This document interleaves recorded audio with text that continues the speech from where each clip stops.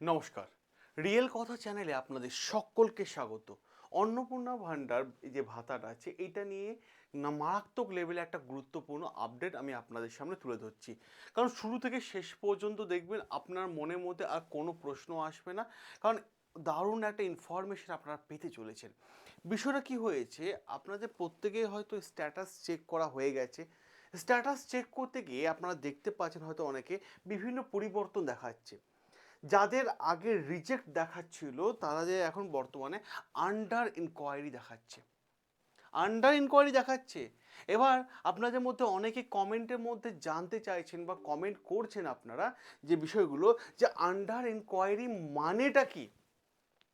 হ্যাঁ, under inquiry মানেটা কি হয়তো অনেকে জানতে চাইছেন।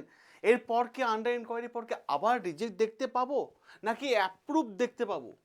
তাই আজকের ভিডিওটা শুরু থেকে শেষ পর্যন্ত দেখুন, সম্পূর্ণরূপে দেখুন। কারণ প্রশ্ন হচ্ছে প্রত্যেকটা বিষয় ক্লিয়ার হয়ে যাবে এবং তিনটে গুরুত্বপূর্ণ ডকুমেন্টস লাগবে। এই তিনটে গুরুত্বপূর্ণ ডকুমেন্টস যদি আপনার কাছে থাকে তাহলে আর কোনো সমস্যা আশা করছি থাকবে না। তাই আমি আপনাদের জানিয়ে রাখি, যে গুরুত্বপূর্ণ যে তথ্য জানিয়ে রাখি, যে বিডিও অফিস থেকে নতুন করে আবার ফর্ম রিলিজ করা হয়েছে। যাদের ফর্ম রিজেক্ট হয়ে গেছে তাদের দ্রুত পূরণ করতে হবে। আর একই সঙ্গে তিনটে ডকুমেন্টস জমা দিতে হবে। কোন কোন ডকুমেন্টস লাগবে সেগুলো কিন্তু আমরা আজকের এই ভিডিওতে জানিয়ে দেব। এবং আপডেট যখনই আসবে, আরও আপডেট আমরা আপনাদের সামনে তুলে ধরবো। তার আগে বলি, চ্যানেলটাকে সাবস্ক্রাইব করে নিন। কারণ ইম্পর্টেন্ট আপডেট যাতে আপনার হাত থেকে মিস না হয়ে যায়, হাত থেকে বেরিয়ে যাতে না যায়, সেই জন্য বললাম চ্যানেলটাকে সাবস্ক্রাইব করে নিন। যারা নিয়মিত অথেন্টিক মানে আপডেট পেতে চাইছেন তারা অতি অবশ্যই মাথায় রাখার চেষ্টা করবেন এই চ্যানেলটা আপনাদের জন্য একটা অন্যতম সেরা চ্যানেল। এবার আসি মেইন জায়গায়। দেখুন, প্রশ্ন হচ্ছে এই স্ট্যাটাসে দেখা যাচ্ছে আন্ডার ইনকোয়ারি। আন্ডার ইনকোয়ারি মানে কি? আন্ডার ইনকোয়ারি বিষয়টা আমি আপনাদের বলি, যে আমাকে একজন আপনাদের মানে সাবস্ক্রাইবার আমাকে বিষয়টা আমাদের সাবস্ক্রাইবার একজন বিষয়টা পাঠিয়েছেন আমাদেরকে। বিষয়টা হচ্ছে অ্যাপ্লিকেশন স্ট্যাটাসে আমাকে পাঠিয়েছে, যে দেখা যাচ্ছে সেখানে বলছে যে প্রথমে রিজেক্ট দেখাচ্ছিল, প্রথমে রিজেক্ট দেখালো এবং যখন রিজেক্ট দেখালো, রিজেক্ট দেখানোর কিছুক্ষণ পর ঠিক আছে সেখানে আবার দেখা যাচ্ছে যে আন্ডার ইনকোয়ারি দেখাচ্ছে। তা আন্ডার ইনকোয়ারি মানে কি, এটা কি অ্যাপ্রুভড, এই প্রশ্নটা কিন্তু সকলের মাথার মধ্যে আসছে।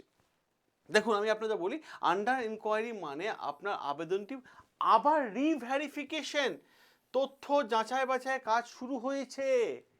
হ্যাঁ, আপনার অ্যাপ্লিকেশনে আবার তথ্য যাচাই বাছাই কাজ শুরু হয়েছে, রিজেক্ট হয়নি। মাথা রাখার চেষ্টা করুন, নতুন করে আবার কি মানে পরীক্ষা করা হচ্ছে, ডকুমেন্টসগুলো ভেরিফাই করা হচ্ছে। এরপরে দুটো সম্ভাবনা থাকে, হয় আপনি অ্যাপ্রুভ হতে পারে, না হয় আবার রিজেক্ট হতে পারে। Under inquiry equal to reverification চলছে। এটা আবার অ্যাপ্রুভ হওয়ার গ্যারান্টিও নয় যে ভাই অ্যাপ্রুভ হতেও পারে। অ্যাপ্রুভ হতেও পারে, অনেকে ভাবছে যে হ্যাঁ এরপর অ্যাপ্রুভ হয়ে যাবে, নাও হতে পারে, আবার হতেও পারে। এটাও দুই মানে দিকের মধ্যে একটা রয়েছে। এবার প্রশ্ন হচ্ছে কেন আবার রিভেরিফিকেশন দেখাচ্ছে। দেখুন, এই তথ্যটা আমি আপনাদের সামনে তুলে ধরি। রিভেরিফিকেশন কেন দেখাচ্ছে দেখুন, বিশেষ করে সরকার আবার আবেদনগুলো যাচাই করছে যাতে কোনো যোগ্য ব্যক্তি নাম বাদ না যায় বা যোগ্য ব্যক্তি রিজেক্ট না হয়। রিজেক্ট না হয়, সরকার চাইছে ভাই যারা যোগ্য তারাই পাক, ভালো জিনিস এটা। যারা মানে যোগ্য হয়েছে তারা পাক, যারা অযোগ্য তারা পাচ্ছে, সেই দিকে কিন্তু সরকার নজর রাখছেন। ঠিক আছে, এবার যদি দেখা যায় আবেদনটি সঠিকভাবে পূরণ করা হয়েছে, সমস্ত ক্রাইটেরিয়া পূর্ণ হয়েছে, তাহলে সেটি অ্যাপ্রুভ হতে পারে, অ্যাপ্রুভ হতে পারে। আর যদি কোনো সমস্যা ধরা পড়ে তাহলে রিজেক্টও হতে পারে, রিজেক্টও হতে পারে যদি কোনো সমস্যা দেখা যায় যে হ্যাঁ ধরা পড়ছে। এবার যে জায়গাটা মানে আমার প্রশ্ন মনে হচ্ছে, ঠিক আছে, রিভেরিফিকেশন পরও মানে আবেদন রিজেক্ট হয়, তাহলে অতি অবশ্যই কিন্তু মানে কারণটা বলে দেওয়া উচিত যে এই কারণের জন্য কিন্তু রিজেক্ট হয়েছে। এবার প্রশ্ন হচ্ছে নতুন করে আবেদন করা কি সুযোগ মানে থাকা উচিত, এই প্রশ্নগুলো কিন্তু সোশ্যাল মিডিয়ায় উঠে আসছে। দেখুন, যদি কোনো রিজেক্ট হয় তাহলে আবেদনকারীকে নতুন করে আবেদন করতে দেওয়ার সুযোগ মানে দেওয়া উচিত। কিন্তু এখানে সমস্যা হয়ে গেল, একই ব্যক্তি আবার নতুন করে আবেদন করতে যাচ্ছে, তখন দেখছে একই তথ্য তো সিস্টেম আর নিচ্ছে না, কারণ অলরেডি তো সিস্টেমের মধ্যে বিষয়টা রয়েছে, তো ওনার সমস্ত তথ্য তো রয়েছে। এটাই প্রশ্ন হচ্ছে। তাহলে এডিট অপশন দেওয়া উচিত, ঠিক আছে? আমার মতে মানে যাদের আবেদন রিজেক্ট হয়েছে তাদের অতি অবশ্যই মানে এডিট অপশন দেওয়া উচিত, কারণ তাদের ভুলটা সংশোধন করে নিতে পারবে যে কোন জায়গায় কী সমস্যা হচ্ছে। আপনাদের বর্তমানে স্ট্যাটাস কি দেখাচ্ছে? রিজেক্ট নাকি আন্ডার ইনকোয়ারি নাকি আন্ডার প্রসেস নাকি অ্যাপ্রুভ? অতি অবশ্যই আপনার কমেন্টে লিখে জানাবেন। এবং আমি আপনাদেরকে বলি, যাদের পেমেন্ট ফেল হচ্ছে, দেখুন আমি আপনাদের বলি, দেখুন প্রথমে আমার কাছে পাঠিয়েছে, প্রথমে রিজেক্ট দেখাচ্ছে, ঠিক আছে? প্রথমে রিজেক্ট দেখাচ্ছে, তারপরে আবার কিছুক্ষণ পর আবার আন্ডার ইনকোয়ারি, এই দেখুন আন্ডার ইনকোয়ারিও দেখাচ্ছে, এই দেখুন। তো এখানে একটু যাচাই বাছাইয়ের ব্যাপার চলছে, ঠিক আছে? এবার প্রশ্ন হচ্ছে এখানে এই জায়গাটায় যে সরকার চাইছে সঠিক লোককে হাতের টাকাটা পড়ুক, খুব ভালো উদ্যোগ। যাদের পেমেন্ট ফেল হয়েছে তারা কি করবেন? দেখুন যাদের পেমেন্ট ফেল হয়েছে তারা আর কয়েকটা দিন অপেক্ষা করুন। এছাড়াও আপনারা ব্যাংক স্টেটমেন্ট বারবার চেক করুন, দরকার হলে ব্যাংকে গিয়ে ম্যানেজারের সাথে কথা বলুন যে পেমেন্ট হোল্ড হয়েছে, মানে কোনো পেমেন্ট হোল্ড হয়ে আছে কিনা। এবার প্রশ্ন হচ্ছে বিডিও অফিস থেকে ফর্ম সম্পর্কে কিছু তথ্য চাইছে, ঠিক আছে? আমি একটা ফর্ম আপনাদের দেখাচ্ছি, এটা হচ্ছে ব্লক অর মিউনিসিপ্যালিটি তপন, ঠিক আছে? দক্ষিণ দিনাজপুরে একটা জায়গা, এটা বিভিন্ন ব্লকে বিভিন্ন আলাদা আলাদা ফর্ম হবে, এটা আমি ফেসবুক থেকেই পেলাম এটা, ঠিক আছে? এই একটা ফর্ম, সেখানে পরিষ্কার হয় কী বলা হচ্ছে, সেখানে ফর্ম দেখতে পাচ্ছেন, মানে দক্ষিণ দিনাজপুর থেকে আসা ফর্মটি বিডিও, মানে এইটা দক্ষিণ দিনাজপুর বিডিও অফিস থেকে কিন্তু ফর্মটা বের করেছে, বিভিন্ন ব্লকে আলাদা হয়তো ফর্ম হতেও পারে, ঠিক আছে?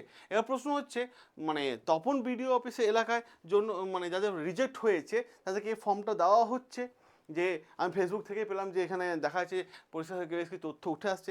ফর্মে কী কী তথ্য দিতে হচ্ছে? ফর্মে দিতে হচ্ছে name of head of family, ঠিক আছে? বেনিফিশিয়ারির নাম জানতে চাইছে, গ্রাম পঞ্চায়েত বা মিউনিসিপ্যালিটি ওয়ার্ড জানতে চাইছে, অ্যাপ্লিকেশন আইডি জানতে চাইছে, আধার নাম্বার জানতে চেয়েছে, এপিক নাম্বার এবং মোবাইল নাম্বার, এগুলো yes no yes no yes no জানতে চেয়েছে। বিভিন্ন জায়গায় বিভিন্ন ফর্ম কিন্তু হবে।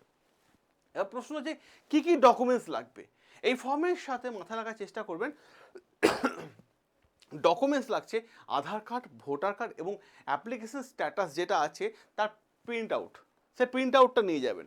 আবারও বলছি, এই ফর্মটা শুধুমাত্র তপন বিডিও অফিসের জন্য, মাথায় রাখার চেষ্টা করবেন।